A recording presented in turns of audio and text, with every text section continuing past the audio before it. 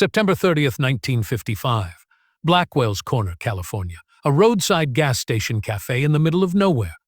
A young waitress hands a receipt to a man who would be dead in 3 hours. He smiles at her. She never throws that receipt away. For 60 years, she keeps it hidden in a drawer, unable to speak about what she saw in his eyes that day. A look she describes as already gone. When she finally reveals it to the world, the truth behind James Dean's death shifts forever. Not because of what he ordered, but because of what he said to her before he walked out that door. Here is the story. The Mojave Desert in late September is unforgiving. The heat shimmers off the asphalt like liquid glass, and the wind carries nothing but dust and the smell of gasoline. Blackwell's Corner wasn't much to look at. Just a pit stop. A place where long-haul truckers grabbed coffee and pie before pushing on to Bakersfield or Los Angeles. The kind of place where nobody expected to see a movie star. But on that Friday afternoon, a silver Porsche 550 Spyder pulled up to the pumps, low to the ground. Sleek! Dangerous, and behind the wheel sat James Dean, 24 years old, 3 films to his name, and already he was immortal. A Rebel Without a Cause had just premiered 2 weeks earlier.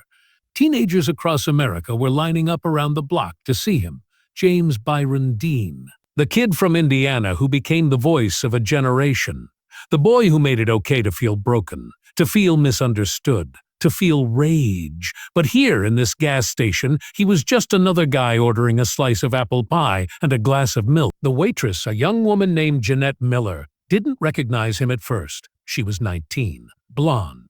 Small-town girl working a small-town job. She'd seen the posters for East of Eden. Maybe she'd even gone to see it. But when you're slinging coffee and wiping down tables, you don't expect Hollywood to walk through the door. Dean sat at the counter. His companion, a German mechanic named Rolf Wutherich, sat beside him. The 2 men were headed to Salinas for a sports car race the next day. Dean was driving his brand-new Spyder. His a little bastard, as he'd nicknamed it. He'd had the name painted on the back in cursive. The cafe smelled like grease and burnt coffee. The jukebox in the corner hummed softly. A Patsy Cline song, maybe. Something slow and sad. Sayat, the kind of music that makes you think about roads you'll never travel again. Jeanette remembers the light, the way it came through the window and hit Dean's face. She said later that he looked tired. Not physically tired, spiritually tired. Spiritually tired. Like a man who'd been running too long and finally realized there was nowhere left to run. He ordered the pie. She brought it to him with a smile. He smiled back. And for a moment, the world was just a waitress and a customer. Nothing more. But Jeanette noticed something. His hands. They were shaking. James Dean wasn't supposed to be driving that day. His friends had warned him. His studio had warned him. Hell, even Alec Guinness, yes, that Alec Guinness had warned him just a week earlier. They'd met at a party in Los Angeles. Dean was showing off the Spyder, grinning like a kid on Christmas morning. Guinness took one look at the car and told him, "If you get in that car, you will be found dead in it by this time next week." Dean laughed it off. But the universe was screaming at him to stop. That morning, he'd gotten into an argument with his girlfriend, actress Ursula Andress. She begged him not to go. She had a feeling, the kind of feeling that sits in your gut and won't let go. He kissed her on the forehead and told her he'd be back Sunday night. By 1:00 p.m., Dean and Wutherich left Los Angeles. The plan was simple. Drive north on Route 466, stop in Salinas, race the Spyder, come home a winner. Dean had a need for speed that bordered on obsession.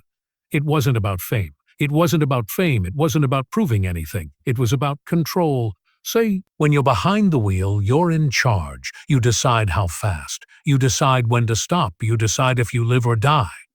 At 3:30 p.m., Dean was pulled over by a highway patrolman near Bakersfield, speeding, 65 in a 55. The officer wrote him a ticket. Dean took it without a word. Just another piece of paper, another warning he wouldn't heed. And then at 5:15 p.m., he pulled into Blackwell's Corner. Jeanette Miller was wiping down the counter when she heard the roar of the engine. She looked up, saw the Porsche, saw the 2 men climb out. Dean walked in first. He wore a white t-shirt, blue jeans, and a red windbreaker. His hair was slicked back, but the wind had messed it up. He looked like a teenager pretending to be a man. Or maybe a man pretending he was still a teenager. He sat down, ordered the pie. Jeanette brought it to him. And that's when she noticed the look in his eyes. She described it later as a distant, like he was looking at her but seeing something else. Someone else. Somewhere else. Quick question. Have you ever had a secret that was eating you alive? Something you couldn't tell anyone, not because you didn't want to, but because the words just wouldn't come. Let us know in the comments, because that's what Jeanette saw in James Dean that day. A man with a secret. A man who knew something the rest of the world didn't. Wutherick was talking about the race. He was excited, confident. Dean, on the other hand, was quiet. He picked at his pie, took a sip of milk, and then he did something strange. He pulled out a pen, and he wrote something on the back of the receipt. Jeanette didn't see what it said. Not then. She was too busy refilling coffee mugs and taking orders, but she saw him slide the receipt into his jacket pocket, and she saw him stare out the window at the Spyder. At 5:45 p.m., Dean paid the bill. Left a $1 tip. More than generous for a slice of pie and a glass of milk. Jeanette handed him his receipt. He folded it carefully and put it back in his pocket, and then he did something that would haunt her for the rest of her life.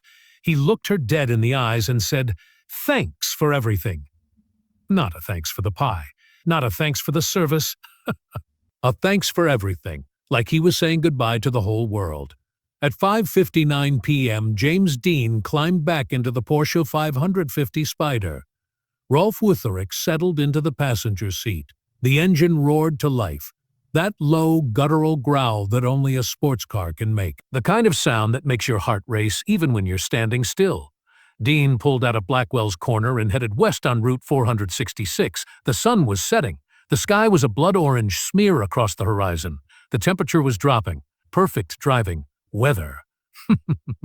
But the road ahead was not empty. At 5:45 p.m., a 1950 Ford Tudor, driven by a 23-year-old college student named Donald Turnipseed, was headed eastbound on the same highway. He was on his way home from Cal Poly. Just another kid trying to get somewhere. He had no idea that in 14 minutes his name would be linked to one of the most famous deaths in American history.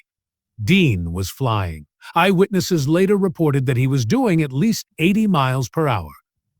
Maybe 90, maybe more. The Spyder was built for speed, and Dean was giving it everything it had.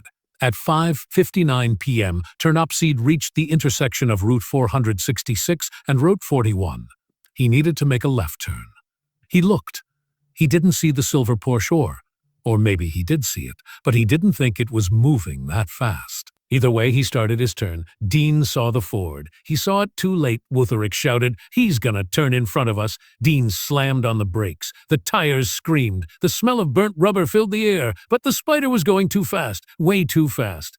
Way too fast. At 6:60 p.m., the two vehicles collided. The sound was like a bomb going off. Metal tearing, glass shattering, the Porsche crumpled like a tin can. The front end folded in on itself. The steering column snapped and drove backward into Dean's chest. His neck broke on impact. His body was thrown forward, then back. Wutherick was ejected from the car. He hit the pavement hard, but he survived. Broken jaw, broken leg, but alive. James Dean was not. He was still strapped into the driver's seat. His eyes were open. His mouth was slightly parted. Blood trickled from the corner of his lips. His red windbreaker was soaked in it. A passing motorist stopped. A man named Tom Frederick. He ran to the wreckage. He looked at Dean. He knew immediately. There was no pulse, no breath, no life. At 6:20 p.m., an ambulance arrived. The paramedics didn't even try to revive him. There was nothing to revive. James Byron Dean was pronounced dead at the scene. He was 24 years old. 3 films, 3 masterpieces. East of Eden. A rebel without a cause. A giant, and now he was gone. But the story doesn't end there, because back at Blackwell's corner, Jeanette Miller was closing up the café. She was wiping down the counter when she saw it. The receipt, Dean's receipt. He'd left it on the table. She picked it up, and that's when she saw what he'd written on the back. 3 words. "I won't return." She stared at those words for a long time. She didn't understand. Not then, but when she turned on the radio that night and heard the news, she understood. James Dean knew he wasn't coming back. She folded the receipt carefully. She put it in her apron pocket, and she never showed it to anyone. Not her family, not her friends, not the press. For 60 years she kept it hidden. A secret, a relic, a ghost.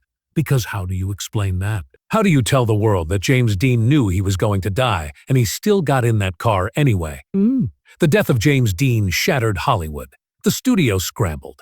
A giant who was still in post-production. Dean's scenes were finished, but the film hadn't been released yet. Warner Brothers made the decision to move forward. The film premiered in October 1956, more than a year after Dean's death. He was nominated for an Academy Award, posthumously, the first actor in history to receive that honor. But the public didn't care about awards. They cared about the boy who made them feel seen, the boy who died doing what he loved. Conspiracy theories exploded. Some said the crash was sabotage, that rival racers had tampered with the Spyder. Others said it was a curse, that the car itself was cursed. After the accident, the wreckage of the Spyder was sold to a car customizer named George Barris. He used the parts to build other cars, and every single one of those cars was involved in accidents, fatal accidents. The engine, the transmission, even the tires, all cursed. But the truth was simpler and sadder. James Dean was a young man who felt too much, who loved too hard, who drove too fast. And on September 30th, 1955, his luck ran out. Jeanette Miller watched all of this unfold from her small town in California. She saw the headlines. She saw the mourning. She saw the world try to make sense of a senseless tragedy. And every night she opened her drawer and looked at that receipt. "I won't return." She thought about telling someone, but who would believe her? And even if they did, what difference would it make? Dean was gone. The receipt wouldn't bring him back. So she kept quiet. For 60 years, until 2015, Jeanette was 79 years old. Her children were grown. Her husband had passed away, and she was tired of carrying the weight of that secret. She reached out to a historian, a man who specialized in James Dean memorabilia. She told him the story. She showed him the receipt. He didn't believe her at first, but then he had it authenticated.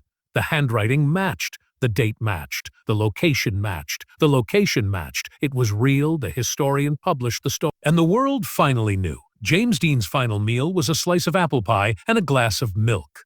And his final words, written on a receipt, were a goodbye to the world. There are some men who aren't meant to grow old. James Dean was one of them. He burned too bright, too fast.